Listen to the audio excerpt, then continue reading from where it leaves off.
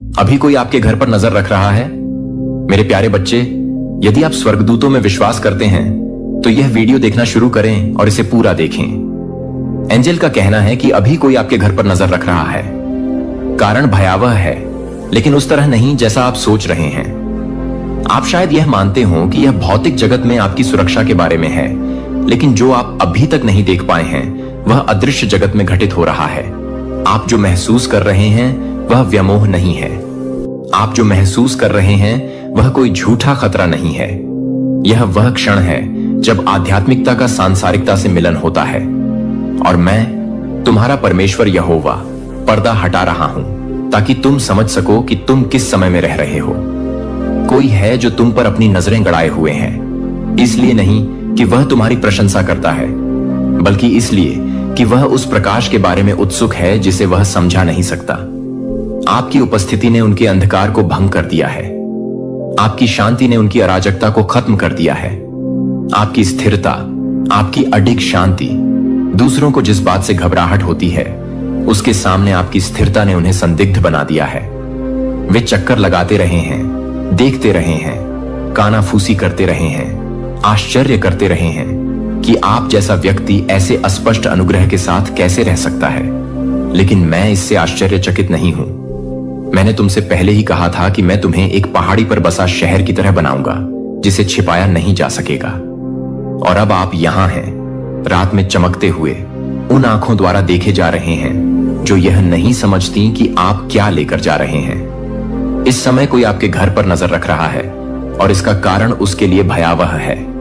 वे यह जान रहे हैं कि जो कुछ भी उन्होंने आपसे लेने की कोशिश की उससे आपका कुछ भी नहीं बिगड़ा। वे यह जान रहे हैं कि आपके बारे में उनके द्वारा बोले गए प्रत्येक झूठे शब्द ने ही आपके उत्थान की नींव रखी है। वे यह देखने के लिए देख रहे हैं कि जिस चीज से उन्हें उम्मीद थी कि वह आपको तोड़ देगी, क्या वह अंततः काम कर गई है। लेकिन इसके बजाय वे आपको फिर से उठते, फिर से प्रार्थना करते, फिर से स्तुति करते देखते हैं। वे आपके अंदर रहने वाले लचीलेपन को नहीं समझ सकते, क्योंकि वे नहीं जानते कि आपके साथ कौन चल रहा है। भयावह बात यह नहीं है कि कोई आप पर नजर रख रहा है।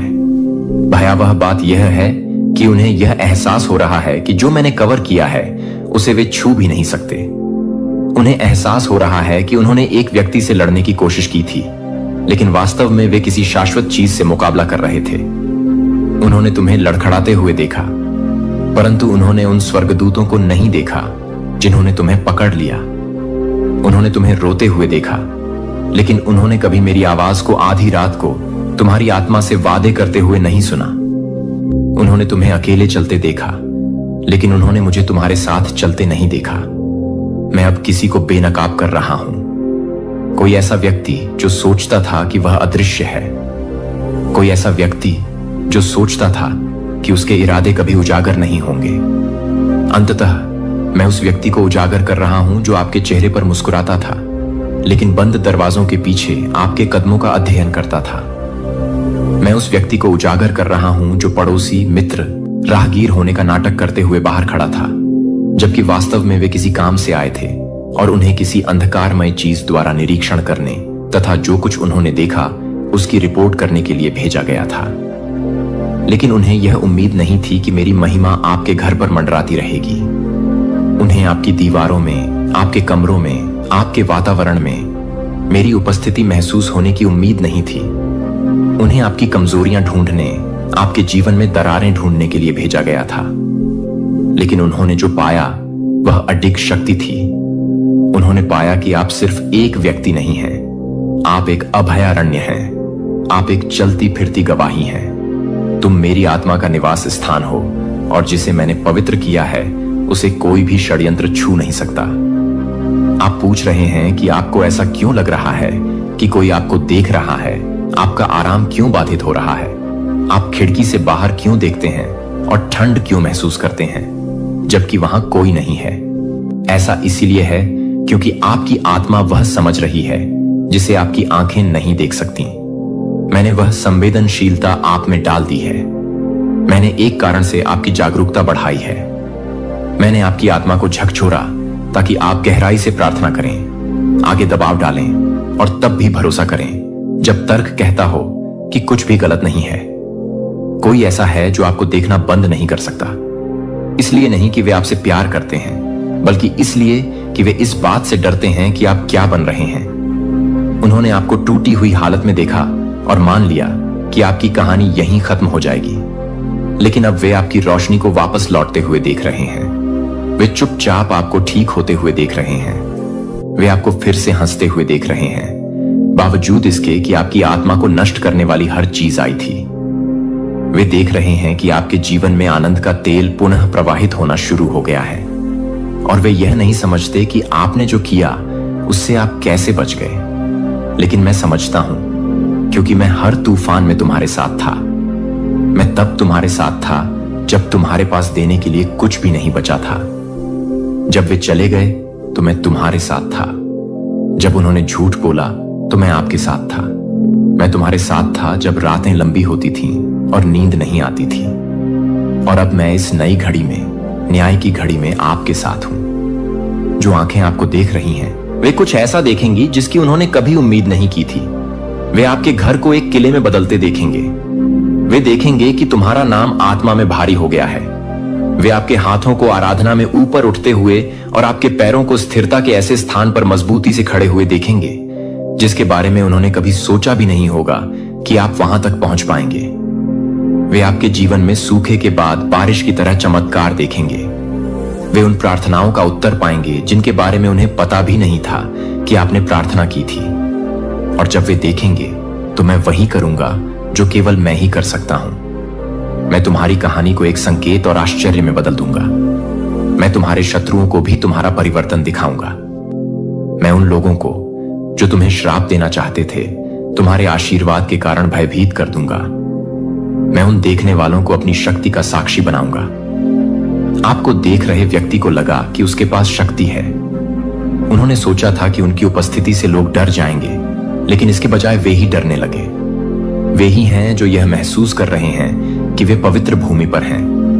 वे ही हैं जो यह समझते हैं कि आपका घर सिर्फ दीवारों से नहीं बनता, यह घोषणाओं से आच्छादित है, आराधना से सराबोर है तथा वादों से मुहरबंद है।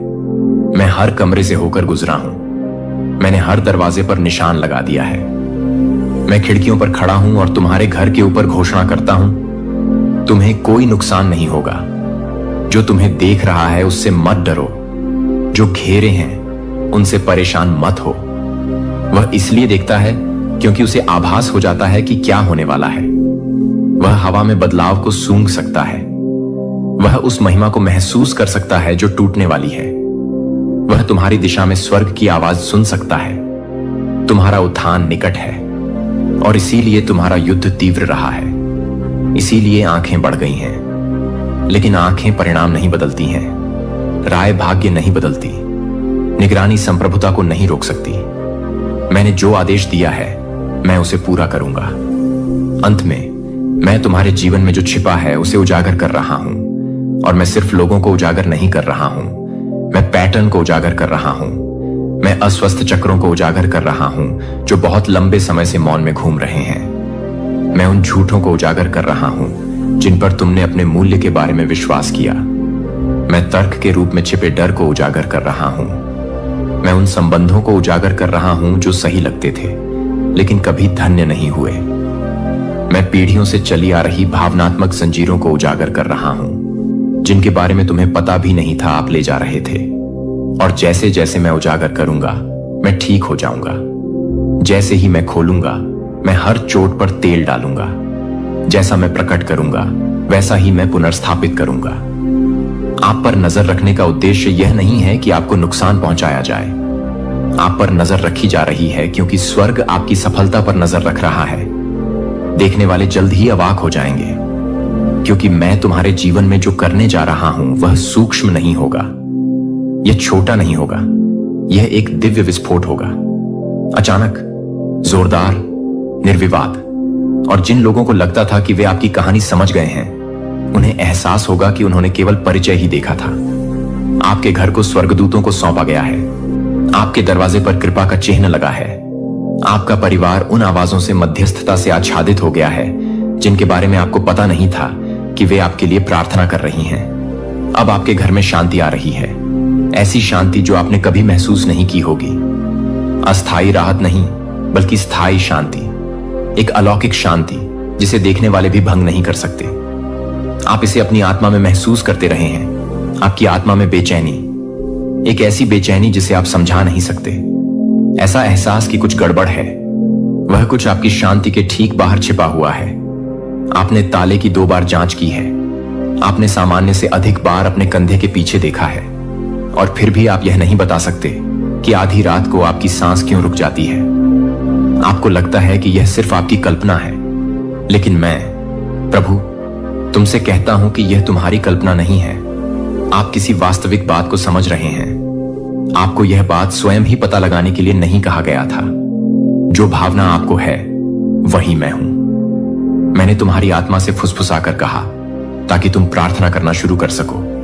मैंने तुम्हें इसलिए जगाया ताकि तुम याद रखो कि तुम्हारा शरण स्थान तुम्हारे घर की दीवारों में नहीं, बल्कि मेरी आत्मा में है। हां, कोई आपके घर पर नजर रख रहा है, लेकिन बच्चे, मैं उन्हें देख रहा हूं। मैं सब देखता हूं।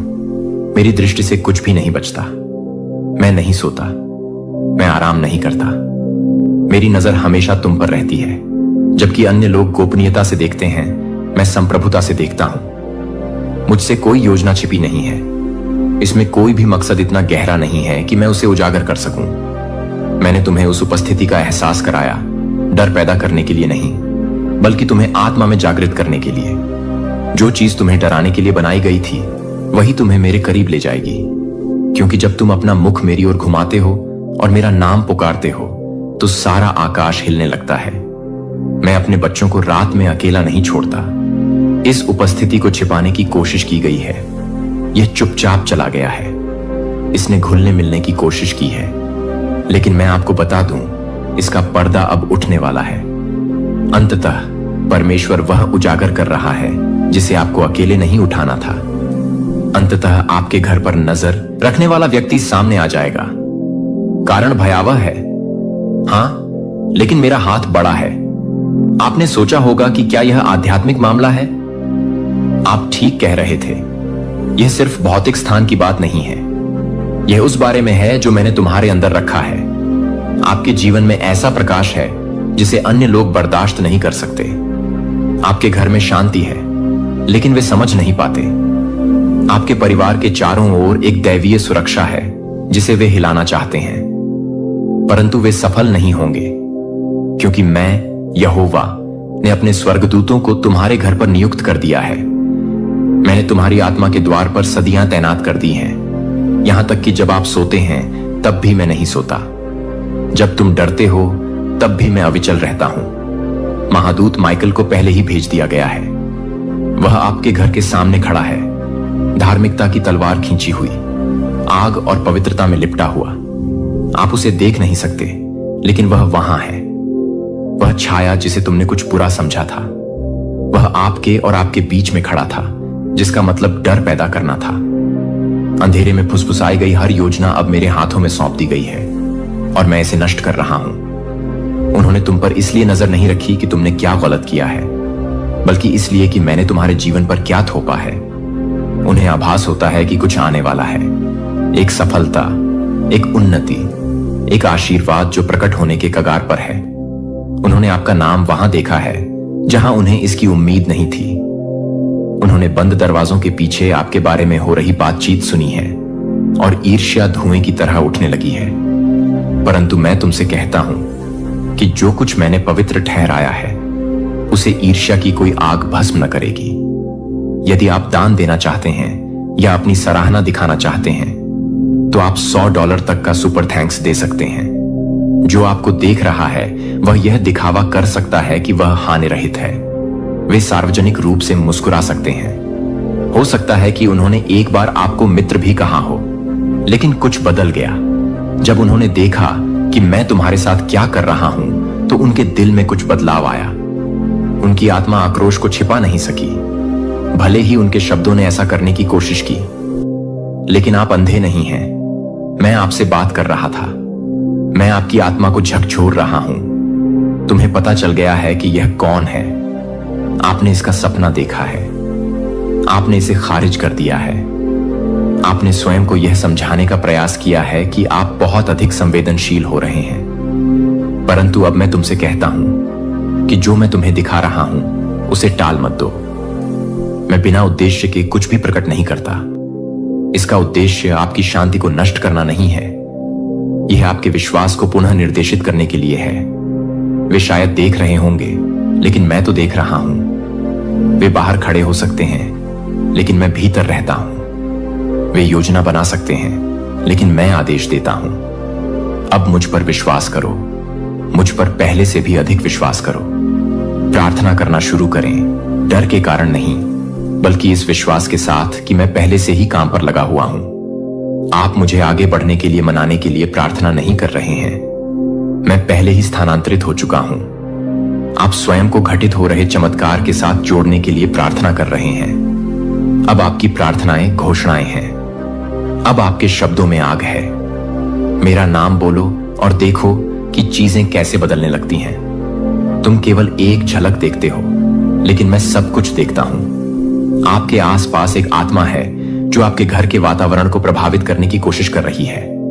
यही कारण है कि आप हाल ही में अशांत महसूस कर रहे हैं। तुमने सोचा कि यह सिर्फ चिंता है, लेकिन मैं तुम्हें जगाने की कोशिश कर रहा था। पृष्ठभूमि में ऐसी चीजें घटित हो रही हैं जिन्हें आपकी भौतिक आंखें नहीं देख सकती, लेकिन मैं हर पल तुम्हारी रक्षा करता रहा हूं। कोई आपके घर का चक्कर लगा रहा है, कोई ऐसा व्यक्ति जो पहले भी आप पर मुस्कुराया हो। आप मानते थे कि कोई व्यक्ति बस गुजर रहा था, लेकिन ऐसा नहीं था। यह व्यक्ति किसी गहरी बात, किसी गुप्त बात से बंधा हुआ है जिसे वे कभी नहीं चाहते थे कि आप जानें। वे आपके स्थान, आपके जीवन और आपके विश्वास तक पहुंच चाहते थे, लेकिन मैंने उन्हें प्रवेश करने से रोक दिया है। वे यह समझने की कोशिश कर रहे हैं कि आपके दिल तक दोबारा कैसे पहुंचा जाए, लेकिन उनके कारण अब मासूम नहीं रहे। वे यह समझना चाहते थे कि आप तक कैसे पहुंचा जाए, प्रेम के कारण नहीं, बल्कि ईर्ष्या के कारण। उन्होंने आपके आशीर्वाद को देखा और उसका श्रेय लेना चाहा। उन्होंने आपका उपकार देखा और उसे हटाने के लिए चुपचाप षड्यंत्र रचा, परंतु वे यह नहीं समझ पाए कि मैंने तुम्हारे घर पर एक आध्यात्मिक मुहर लगा दी है। कोई भी बुरी योजना, कोई भी झूठी कानाफूसी, कोई भी अंधेरा इरादा उस चीज से नहीं गुजर सकता जिसे मैंने मुहर बंद कर दिया है। अब मुझ पर पहले से भी अधिक विश्वास करो। अपनी चुप्पी पर मेरा विश्वास करो। मेरा विश्वास करो। जब तुम बिना किसी कारण के आधी रात को जाग जाते हो, वह कोई आकस्मिक क्षण नहीं था। यह मैं ही था जो तुम्हारी आत्मा को प्रार्थना करने के लिए प्रेरित कर रहा था, मुझे पुकारने के लिए। मैंने तुम्हारे घर के बाहर एक देवदूत रखा है। मैंने पहले ही आकाश में चेतावनी भेज दी है और पर्दाफाश करना भी शुरू कर दिया है। अंततः परमेश्वर इस व्यक्ति को उजागर कर रहा है जिसने बहुत चालाकी से आपका फोन हैक कर लिया, जिसके साथ आप हंसे थे, जिसे आपने हानि रहित समझा था। उन्होंने कहा कि उन्होंने यह काम जिज्ञासावश किया, लेकिन यह सिर्फ जिज्ञासा नहीं थी, यह गणना थी। वे आपकी योजनाओं के बारे में अधिक जानना चाहते थे। वे आपकी निजी बातचीत का पता लगाना चाहते थे। वे आपके विचारों, आपकी गतिविधियों, आपके इरादों को समझना चाहते थे। क्यों? क्योंकि वे आपका वह संस्करण बनने की कोशिश कर रहे थे जो वे कभी नहीं बन सकते। लेकिन मैंने उन्हें रोक दिया। मैंने तुम्हारी पहचान पर एक दैवीय अवरोध लगा दिया है। उन्होंने सोचा होगा कि उन्हें आपके डेटा तक पहुंच प्राप्त है, लेकिन वास्तव में उन्हें आपके भाग्य तक कभी पहुंच नहीं मिली। मेरे बच्चे, तुम्हें यह समझना होगा, आप आध्यात्मिक रूप से जितना समझते हैं उससे कहीं अधिक सुरक्षित हैं। हर बार जब आप प्रार्थना करते थे, तब भी जब आपको लगता था कि आपकी आवाज कमजोर हो गई है, मैंने उसे रिकॉर्ड कर लिया। मैंने तुम्हारे शब्दों को आग में लपेट दिया और अपने स्वर्गदूतों को तुम्हारी दीवारों पर खड़ा होने के लिए भेज दिया। तुम्हारा अकेले में रोया हर आंसू कभी अनदेखा नहीं होता। मैंने उनमें से प्रत्येक को बोतल में बंद कर दिया है और मैं उनका प्रयोग न्याय करने के लिए करूंगा। आप सुरक्षित हैं, आप पकड़े गए हैं, आपके साथ कुछ भी गलत नहीं होगा। हां, कोई आपकी दुनिया को हिलाने की कोशिश कर रहा है, परंतु मैं वह परमेश्वर हूं जिसे हिलाया नहीं जा सकता। जब मैं यह कहता हूं तो मुझ पर विश्वास करें। यह बेहतर है कि मैं तुम्हें अभी सत्य दिखा दूं, बजाय इसके कि बाद में तुम भ्रम में फंस जाओ। आपने संकेत देखे, आपने बदलाव महसूस किया। हंसी बदल गई, पाठ छोटे होते गए, उत्तर धीमे हो गए, उपस्थिति अधिक ठंडी महसूस हुई। वह आपकी कल्पना नहीं थी, यह आपकी आत्मा थी जिसने आपके मन द्वारा परिवर्तन को स्वीकार करने से पहले ही उसे पहचान लिया। आप अपने आप से कहते रहे कि ज्यादा मत सोचो, लेकिन मैं ही था जो तुम्हें धकेल रहा था। मैं ही फुसफुसा रहा था, ध्यान दो। इस व्यक्ति ने सोचा कि वे पहले की तरह फिर से तुम्हारे जीवन में प्रवेश कर सकते हैं, लेकिन उन्हें एहसास नहीं हुआ कि मैंने पहली बार तुम्हारी आंखों पर पर्दा डाला था ताकि तुम सही समय पर उनका असली चेहरा देख सको। और यही वह क्षण है जब मैं अब मुखौटा उतार रहा हूं। तुम इसे एक संदेश में देखोगे, तुम इसे एक आवाज में सुनोगे, तुम इसे अपने सीने में महसूस करोगे। इसे अनदेखा मत करो, मैं तुम्हें बचाने की कोशिश कर रहा हूं। एक कारण है कि तुम नींद खो रहे हो, एक कारण है कि तुम्हें अचानक हफ्तों पहले की वह अजीब बातचीत याद आ गई। एक कारण है कि जब तुमने अपनी स्क्रीन पर उनका नाम देखा तो तुम्हें ठंड लग गई। तुम्हारी आत्मा तुम्हारे तर्क से ज्यादा जोर से बोलने की कोशिश कर रही है। इसे जाने दो, तुम पागल नहीं हो, तुम पागल नहीं हो, तुम बहुत संवेदनशील नहीं हो रहे हो, तुम जागृत हो रहे हो। जो व्यक्ति अभी तुम्हारे घर को देख रहा है वह शायद तुम्हारी गली में भी ना हो, लेकिन वह आध्यात्मिक रूप से देख रहा है। वह ईर्ष्या के साथ मिश्रित जिज्ञासा की जगह से देख रहा है। उनके इरादे उन्हें भले ही बुरे ना लगें, लेकिन वे मेरे सामने शुद्ध नहीं हैं। और मैं एक ऐसा परमेश्वर हूं जो सब कुछ देखता है। वे पुनः जुड़ना चाहते हैं, लेकिन उनकी इच्छा का मूल अहंकार है। वे आपका अगला कदम जानना चाहते हैं, इसलिए नहीं कि वे आपका जश्न मना रहे हैं, बल्कि इसलिए कि वे आपको रोकना चाहते हैं। लेकिन वे ऐसा नहीं करेंगे, मैं इसकी अनुमति नहीं दूंगा। मेरे बच्चे, तुम्हें डरने की जरूरत नहीं है। आपको जल्दबाजी करने, घबराने या डर कर अपने बाल बदलने की कोई जरूरत नहीं है। बस प्रार्थना करते रहो, बस भरोसा रखें, बस मुझे वही बताने दीजिए जो बताने की जरूरत है। अगले कुछ दिनों में एक कॉल आने वाली है, एक संदेश, एक नाम जिसे आपने काफी समय से नहीं सुना है। प्रतिक्रिया देने में जल्दबाजी न करें, पहले इसे मेरे पास लाओ। इससे पहले कि आप उनसे बात करें, मुझे आपकी आत्मा से बात करने दीजिए। मैं तुम्हें स्पष्टता दूंगा, मैं तुम्हें शांति दूंगा। इस समय आपकी आध्यात्मिक दुनिया में बदलाव हो रहा है। यही कारण है कि आप कुछ लोगों से अलग थलग महसूस कर रहे हैं। यही कारण है कि अचानक आपको उनसे बात करने का मन नहीं करता जिनके साथ आप हंसते थे। यही कारण है कि जब सतह पर सब कुछ ठीक लगता है तब भी आपको एक रहस्यमयी बेचैनी महसूस होती है, क्योंकि मैं आपको नकली से अलग कर रहा हूं। यह आपकी जागृति का समय है। यह वह मौसम है जहां मैं तुम्हें हर अस्पष्ट संबंध, हर छिपी हुई दोस्ती, हर विषाक्त आत्मिक बंधन से बाहर खींच रहा हूं। मुझे पता है इससे दुख होता है। मैं जानता हूं कि आप उनमें सर्वश्रेष्ठता पर विश्वास करना चाहते हैं, लेकिन मुझे आपके लिए यह करने दीजिए। मुझे आपकी शांति को भंग करने वाली चीजों को हटाकर आपकी शांति की रक्षा करने दीजिए। आपसे कभी भी यह अपेक्षा नहीं की गई थी कि आप हमेशा चीजों को समझने का बोझ उठाते रहें। यह मेरा काम है। आपको किसी को कुछ साबित करने की जरूरत नहीं है। आपको यह बताने की आवश्यकता नहीं है कि आपकी ऊर्जा में परिवर्तन क्यों हुआ। उन्हें आश्चर्य करने दो, उन्हें सवाल करने दीजिए, उन्हें भ्रमित होने दो। मैं इससे निपट लूंगा। अभी मैं आपके भविष्य की रक्षा कर रहा हूं, मैं आपके नाम की रक्षा कर रहा हूं। मैं कानाफूसी करने वालों को चुप करा रहा हूं, मैं जासूसों को हटा रहा हूं। आप स्पष्टता के मौसम में प्रवेश करने वाले हैं। आप उस बात को समझ जाएंगे जो कभी आपको भ्रमित करती थी। तुम मुझे शोर से भी अधिक जोर से सुनोगे, तुम मुझे भय से भी अधिक गहराई से महसूस करोगे। ये घर, तुम्हारा घर, मेरा है। हर कोना, हर खिड़की, हर कदम जो इसके अंदर उठाया गया है, मैंने इसे देखा है। मैंने इसे आशीर्वाद दिया है। मैंने इसके चारों ओर दिव्य पहरेदारों को तैनात कर दिया है। हाँ, किसी ने इसका उल्लंघन करने की कोशिश की। हाँ, किसी ने आपकी निजता में झांकने की कोशिश की। हाँ, किसी ने आपके फोन का पता लगाने की कोशिश की, अपने सोशल मीडिया तक पहुंचे। पता लगाओ तुम क्या योजना बना रहे हो, लेकिन मैंने इसे रोक दिया है। आप शायद खुद को असुरक्षित महसूस करें, लेकिन आध्यात्मिक रूप से आप पहले से कहीं अधिक सुरक्षित हैं। उन्होंने गुप्त रूप से जो करने का प्रयास किया था वह अब प्रकाश में आ जाएगा। तुम्हारे हाथ से नहीं, मेरे हाथ से। अंततः मैं इस व्यक्ति का पर्दाफाश कर रहा हूं। उनके इरादे, उनकी चालाकी, उनके खेल, ये सब सामने आ जाएगा।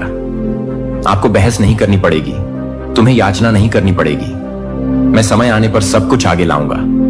मैं आपको पुष्टि भेज रहा हूं, एक संदेश, एक स्वप्न, एक अचानक आंतरिक ज्ञान। अभी भी हो, यह आ रहा है। और जब ऐसा हो जाए तो उस ओर मत लौटना जहां से मैंने तुम्हें मुक्त किया था। उस व्यक्ति के पास वापस मत लौटना जिसे मैंने हटाया था। उस कॉल का उत्तर मत दीजिए जिसके बारे में मैंने आपको पहले ही चेतावनी दी थी। विश्वास रखो कि मैंने तुम्हें दंड देने के लिए उन्हें नहीं हटाया। मैंने आपकी सुरक्षा के लिए उन्हें हटा दिया। यह क्षण पवित्र है। यह ऋतु आपके उपचार, आपकी स्पष्टता, आपकी दिव्य स्थिति के बारे में है। आप उससे कहीं अधिक के लिए पैदा हुए हैं, जिसके लिए वे आपको फंसाने की कोशिश कर रहे हैं। आप सत्य के लिए पैदा हुए हैं। मुझे आप पर गर्व है। मैं देख रहा हूं कि जब उन्होंने तुम्हें गिराने की कोशिश की तब भी तुम कैसे खड़े रहे। मैं देख रहा हूं कि जब आप थके हुए होते हैं तब भी आप प्रार्थना करते रहते हैं। मैं देख रहा हूं कि आप कैसे माफ करने की कोशिश कर रहे हैं, भले ही आपका दिल टूट रहा हो। मैं यह सब देख रहा हूं और मैं यहां हूं। मैंने कभी नहीं छोड़ा। आप ठीक हो जाएंगे। आप देखेंगे कि यह सब क्यों घटित हुआ। आप पीछे मुड़कर देखेंगे और कहेंगे, धन्यवाद भगवान, इसे और गहरा होने से पहले प्रकट करने के लिए। प्रार्थना करते रहें, भरोसा करते रहें, अपनी शांति की रक्षा करते रहें। मैं वह भगवान हूं जो आप पर नजर रखता हूं। मैं न तो सोता हूं और न ही ऊंघता हूं। और आज रात, हर रात की तरह मैं आपके घर पर नजर रख रहा हूं। आपके साथ कुछ भी गलत नहीं होगा। आप सुरक्षित हैं। यह कोई मजाक नहीं है। जिस व्यक्ति से आप बेहद प्यार करते हैं वह इस घटना के बाद कभी भी वैसा नहीं रहेगा, सबको छोड़कर। मेरे प्यारे बच्चे, यदि आप स्वर्गदूतों में विश्वास करते हैं तो यह वीडियो देखना शुरू करें और इसे पूरा देखें। एंजल का कहना है कि यह कोई मजाक नहीं है। जिस व्यक्ति से आप बेहद प्यार करते हैं वह इस घटना के बाद कभी भी वैसा नहीं रहेगा। आपके अलावा हर कोई जानता है कि कल रात उन्होंने अपनी ताकत खो दी। उनकी आग इतनी धीमी हो गई कि सुबह की रोशनी भी उसे बुझा नहीं सकी। यद्यपि उन्होंने दृढ़ता से खड़े रहने की कोशिश की, लेकिन उनकी आत्मा उस चीज के सामने झुक गई जिसके बारे में उन्होंने कभी बात नहीं की थी। और मैंने यह सब देखा। मैंने इसे तब घटित होते देखा जब तुम सो रहे थे। मैंने यह सब तब होते देखा जब किसी और ने नहीं देखा था। मैंने उन्हें चुपचाप बैठे और अपनी आंखें बंद करते देखा, शांति से नहीं बल्कि एक प्रकार की पराजय से जिसके लिए उनके पास शब्द नहीं थे। और अब सब कुछ अलग है, लेकिन आपने अभी तक इस पर ध्यान नहीं दिया है, क्योंकि आपका हृदय उनके प्रकाश में विश्वास करता है, क्योंकि आपका प्यार हार मानने को तैयार नहीं है, क्योंकि जब वे हमसे दूर चले गए तब भी तुम मध्यस्थता में खड़े रहे। लेकिन मैं यह बात अब आपको बता रहा हूं, कल रात कुछ बदल गया, और जो कुछ उन्होंने खोया वह मानवीय आंखों से दिखाई नहीं देता। उन्होंने अपनी सांस नहीं खोई, लेकिन उन्होंने कुछ अधिक महत्वपूर्ण चीज खो दी, लड़ने की इच्छा। उनकी आवाज में जो साहस छिपा था वह शर्म और रहस्य के नीचे दब गया। वे आपकी उपस्थिति में हंसते और सिर हिलाते हुए चल रहे हैं, लेकिन अंदर ही अंदर वे उलझते जा रहे हैं। यह संदेश आपको डराने के लिए नहीं है, यह तुम्हें तैयार करने के लिए है, क्योंकि मैं चाहता हूं कि तुम अब मेरी आंखों से देखो। मैं चाहता हूं कि आप यह दिखावा करना बंद करें कि कुछ हुआ ही नहीं। मैं चाहता हूं कि आप जागरूक रहें। आप उस चीज को ठीक नहीं कर सकते जिसे आप स्वीकार नहीं करेंगे। आप उस चीज को ठीक नहीं कर सकते जिसे आप छू नहीं सकते। उन्होंने अपना विश्वास खो दिया। उन्होंने वह दूरदृष्टि खो दी जो कभी उनके पास थी। उन्होंने एक ऐसे क्षण में अपना एक हिस्सा खो दिया जिसे वे कभी नहीं भूल पाएंगे। और वे आपको यह बताने से डरते हैं क्योंकि वे नहीं चाहते कि आप चले जाएं। वे पहले ही अपने आप को यह विश्वास दिला चुके हैं कि यदि आपको कभी पता चल गया कि वास्तव में क्या हुआ था तो आप वहां से चले जाएंगे। इसलिए इसके बजाय उन्होंने चुप्पी को चुना है। उन्होंने इसे मुस्कुराहटों और उथली बातचीत के नीचे दबाना चुना है। लेकिन आप बेहतर जानते हैं, आप महसूस करते हो। अब आप उनके पीछे आने वाले भार को महसूस करते हैं। आपने देखा होगा कि जब आप भविष्य के बारे में बात करते हैं तो उनकी नजरें आपकी नजरों से बच जाती हैं। आपने देखा होगा कि वे बोलने की अपेक्षा अधिक रुकते हैं। ऐसा नहीं है कि वे आपसे प्यार नहीं करते। बात यह है कि उन्हें यह नहीं पता कि वे अब आपके प्यार के लायक हैं या नहीं। और मैं ही अब आपको यह बात बता रहा हूं, क्योंकि मेरे पास इस व्यक्ति के लिए योजनाएं हैं और मेरे पास आपके लिए योजनाएं हैं। और मैं नहीं चाहता कि कल का झूठ उस पुनर्स्थापना को भ्रष्ट कर दे जो मैंने पहले ही लिखी है। मैंने हर निशान देखा है, मैंने हर आंसू को गिना है। मैं अंधेरे में उनके साथ खड़ा रहा जब उन्हें लगता था कि कोई भी कभी नहीं जान पाएगा। और मैंने इस क्षण की प्रतीक्षा की है कि आप मुझे सुने, कि आप अंततः अपना हृदय उस बात के लिए खोलें जो मैं आपको दिखाने का प्रयास कर रहा हूं। यही वह क्षण है जहां रहस्योद्घाटन निर्णय से मिलता है। यहीं पर आराम खत्म हो जाता है और टकराव शुरू हो जाता है। हिंसा से नहीं, दोषारोपण से नहीं, बल्कि सत्य से। क्योंकि मैं उनसे प्यार करता हूं और मैं तुमसे प्यार करता हूं, और मैं तुम दोनों को मौन रहकर नष्ट नहीं होने दूंगा। मैं उस शांत समझौते को उजागर कर रहा हूं, वह रहस्य जिसके बारे में उन्हें उम्मीद थी कि वह अपने आप ही गायब हो जाएगा। मैं उन्हें शर्मिंदा करने के लिए नहीं, बल्कि उन्हें वापस लाने के लिए उजागर कर रही हूं, क्योंकि कल रात उन्होंने सिर्फ साहस ही नहीं खोया, उन्होंने अपनी आवाज भी खो दी है। और उसे वापस पाने के लिए उन्हें मदद की जरूरत है। उन्हें अपने दुख को सहने के लिए किसी की आवश्यकता है। उन्हें किसी ऐसे व्यक्ति की आवश्यकता है जो सत्य बोलने पर भी पीछे ना हटे। और मैंने तुम्हें वह व्यक्ति चुना है। मैं जानता हूं यह भारी है, मैं जानता हूं कि यह असंभव लगता है, लेकिन अगर आप यात्रा के इस हिस्से को पूरा करने में सक्षम नहीं होते तो मैं आपको यहां नहीं रखता। आप जितना जानते हैं उससे कहीं अधिक शक्तिशाली हैं। तुमने मुझसे उत्तर के लिए रो रो कर प्रार्थना की है। तुमने देर रात में फुसफुसाकर मुझसे पूछा था कि वे क्यों बदल रहे हैं, और मैंने तुम्हारी बात सुन ली है। आपने सोचा कि शायद आप कुछ गलत कर रहे हैं, लेकिन मैं तुम्हें बता दूं, यह तुम्हारी गलती नहीं है। ऐसा इसलिए नहीं है कि आप कुछ करने में असफल रहे। ऐसा इसलिए है क्योंकि उस समय आपकी पीठ पीछे कुछ ऐसा हुआ जिसे आप नियंत्रित नहीं कर सके। लेकिन मैं वहां था, और अब मैं आपको उपचार के स्थान पर ले जाना चाहता हूं, यदि आप तैयार हों। उन्होंने अपनी शांति खो दी है, लेकिन मैं उसे वापस दे सकता हूं। उन्होंने अपनी स्पष्टता खो दी, लेकिन मैं इसे बहाल कर सकता हूं। उन्होंने अपनी आशा खो दी, लेकिन मैं फिर से जीवन में सांस ले सकता हूं। लेकिन मैं आपकी सहमति के बिना ऐसा नहीं करूंगा, क्योंकि उपचार में आपकी भागीदारी भी आवश्यक है। आपको उन चीजों को माफ करना होगा जिन्हें आप अभी तक नहीं समझ पाए हैं। आपको उन जगहों पर भी प्रेम करना होगा जो अभी भी अप्रिय लगती हैं। आपको अपनी अपेक्षाओं से आगे बढ़ना होगा और उस अनुग्रह को पकड़ना होगा जिसका कोई मतलब नहीं है। मैं वहीं रहता हूं, मैं यहीं काम करता हूं, उन जगहों पर जहां दर्द दया से मिलता है और मौन गीत से मिलता है। तुमने मुझसे एक संकेत मांगा और मैंने तुम्हें यह शब्द दिया। आपने मुझसे पूछा कि मैं आपको दिखाऊं कि वास्तव में क्या हो रहा है, और मैंने पर्दा खोल दिया। अभी सुने, मैं वह परमेश्वर हूं जो टिड्डियों द्वारा खाए गए वर्षों को बहाल करता हूं। मैं वह परमेश्वर हूं जो राख से पुनर्निर्माण करता हूं। मैं वह परमेश्वर हूं जो ऐसे घावों को भर देता हूं जिन्हें कोई और नहीं देख सकता। मैं वह परमेश्वर हूं जो टूटेपन में से सुंदरता लाता हूं।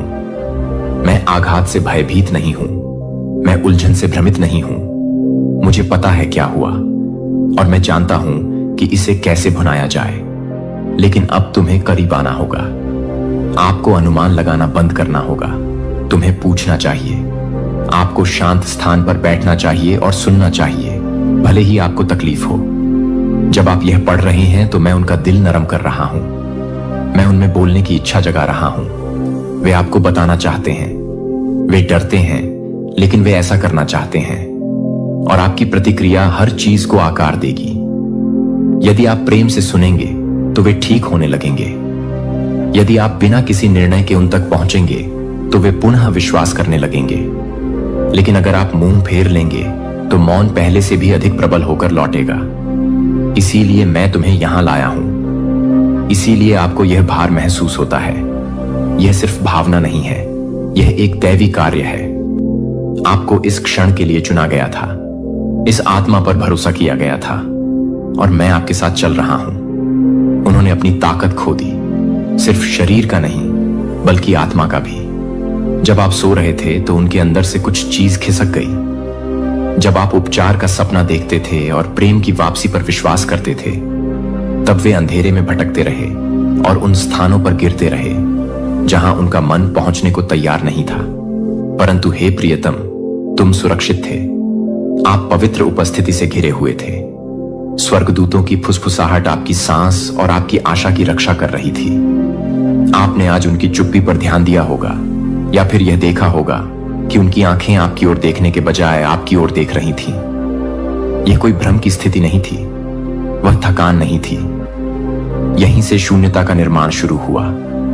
उनमें कुछ ऐसा प्रवेश कर गया जो नहीं होना चाहिए था, और कुछ ऐसा उनसे दूर चला गया जो पवित्र था। वह क्षण आपका नहीं है जिसके लिए आप स्वयं को दोषी ठहराएं। भगवान कहते हैं कि तुम असफल नहीं हुए। आपने प्रार्थना की, आपने इंतजार किया, आपने प्यार किया, तुम्हें दे दिया। लेकिन पर्दे के पीछे क्या चल रहा था, यह अब तक आपकी आंखों के सामने नहीं था। अंततः परमेश्वर आपके दर्द के लिए नहीं, बल्कि आपकी स्पष्टता के लिए उजागर कर रहा है। आपको चोट पहुंचाने के लिए नहीं, बल्कि आपको इनकार और झूठी आशा के कोहरे से उबारने के लिए। सत्य यह है कि पीड़ा न दी जाए। इसका उद्देश्य मुक्ति दिलाना है। बहुत समय से आप पूछते आ रहे हैं, मुझे ऐसा क्यों लगता है कि कुछ कमी है, लेकिन मुझे कोई नहीं बताएगा। परमेश्वर अब आपको उत्तर देता है। सत्य को आपसे इसीलिए नहीं छिपाया गया क्योंकि आप अंधे थे, बल्कि इसीलिए क्योंकि प्रेम ने आपको इतना साहसी बना दिया कि आप अच्छाई पर विश्वास कर सके, तब भी जब अन्य लोग पहले ही हार मान चुके थे। आपके अलावा हर कोई जानता है कि कल रात उन्होंने अपनी रोशनी खो दी। उनके निर्णयों में ऐसी बात का स्वागत किया गया जिसे वे मान्यता नहीं देते थे, और अब वे ऐसे काम करने की कोशिश कर रहे हैं जैसे कुछ भी नहीं बदला है। लेकिन लाखों लोग यीशु पर विश्वास करते हैं, लेकिन हर कोई एक जैसे यीशु पर विश्वास नहीं करता। बाइबल में जो यीशु बताया गया है वह कुरान में दिखाई देने वाले यीशु से अलग है। बाइबल और कुरान दोनों ही यीशु का जिक्र करते हैं, उन्हें पहचानते हैं और उनका सम्मान करते हैं। दोनों के अनुसार यीशु मरियम से जन्मे थे, चमत्कार किए थे और एक दिन फिर से लौटेंगे। लेकिन 7 बड़ी बातें हैं जो मसीही धर्म के यीशु को इस्लाम के यीशु से अलग करती हैं। यीशु के बारे में बाइबल और कुरान के बीच के फर्क को अच्छे से समझने के लिए हमें समय में थोड़ा पीछे जाना पड़ेगा। हमें उन दिनों में जाना होगा जब भविष्यवक्ताओं का समय था। बाइबल में यीशु की कहानी उनके जन्म से भी बहुत पहले शुरू होती है। सच तो यह है कि उनके जन्म से करीब 800 साल पहले एक भविष्यवक्ता ने उनके आने की भविष्यवाणी की थी। भविष्यवक्ता यशायाह ने लिखा था, इसलिए खुद प्रभु तुम्हें एक संकेत देंगे। देखो, एक कुंवारी गर्भवती होगी और एक पुत्र को जन्म देगी, और उसका नाम इमैनुअल रखा जाएगा। और यशायाह अकेले नहीं थे। भविष्यवक्ता मीका ने भी उनके जन्म स्थान के बारे में पहले ही बता दिया था। लेकिन हे बेतलेहम एफ्राथा, हालांकि तू यहूदा के परिवारों में छोटा है, तुझ में से वह निकलेगा जो इजराइल पर शासन करेगा। भविष्यवक्ताओं ने इसमें कोई शक नहीं छोड़ा था। उन्होंने पहले ही बता दिया था यीशु का वंश कौन होगा, उनकी माता कौन होंगी, वह कहां जन्म लेंगे और उनका उद्देश्य क्या होगा। यह बच्चा साधारण नहीं होगा, वह मसीहा होगा, परमेश्वर का पुत्र और एक सदियों पुराना वादा पूरा करने वाला। अब सवाल आता है, कुरान में क्या यीशु के जन्म की भविष्यवाणी की गई थी? तो इसका जवाब है हां, लेकिन एक बिल्कुल अलग तरीके से। इस्लाम में पुराने नियम की तरह कई भविष्यवक्ता नहीं थे जो यीशु के आने की घोषणा करते, बल्कि वहां एक सीधी स्वर्ग से आई सूचना दी गई। और सूरा 3 में लिखा है, जब फरिश्ते ने कहा, ए मरियम, अल्लाह तुम्हें अपने एक वचन की खुशखबरी देता है, उसका नाम मसीह यीशु मरियम का बेटा होगा। उसे इस दुनिया और आखिरी दुनिया में इज्जत दी जाएगी और वह अल्लाह के करीब लाए गए लोगों में से होगा।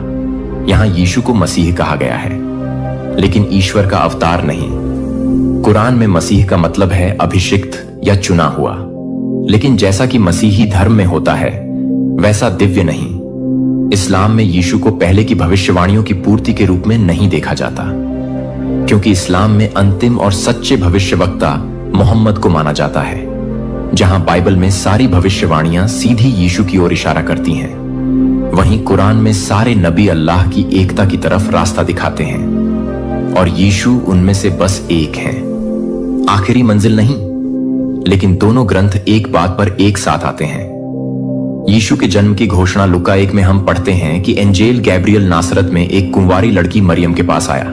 उसने कहा, तुम गर्भ धारण करोगी, एक बेटे को जन्म दोगी और उसका नाम यीशु रखना।